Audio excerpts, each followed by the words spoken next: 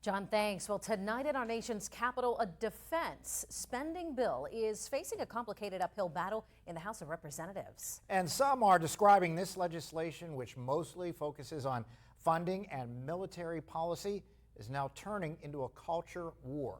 Our Washington, D.C. correspondent Rachel Knapp joining us live from the U.S. Capitol with more. Good evening, Rachel. Good evening, Mike and Eva. So the House essentially cleared their first hurdle by just getting this legislation to the full floor just for a procedural vote. And then now what they're looking at are just going to be combing through hundreds of amendments, and some of them are considered controversial because they're not quite in the realm of defense policy or defense funding related items. And so this is the National Defense Authorization Act, better known as the NDAA. It's a massive bill, and it gives guidance on policies and funding for defense agencies.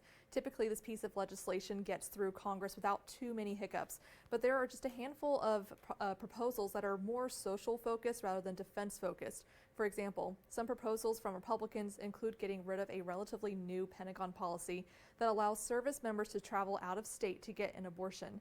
That same policy also states the DoD will reimburse members for any expenses related to that travel.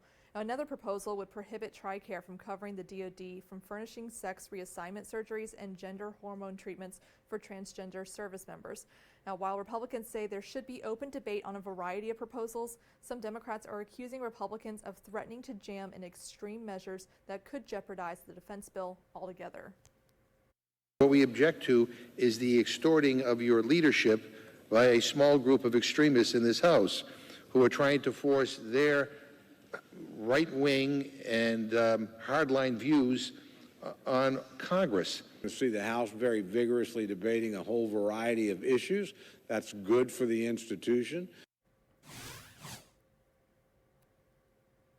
Now, we've heard that behind closed doors, Speaker of the House Kevin McCarthy is warning members to not make any non-germane amendments to this, worried that it could potentially, again, jeopardize this defense bill's path forward. But this is something that Congress must approve of in a relatively short amount of time.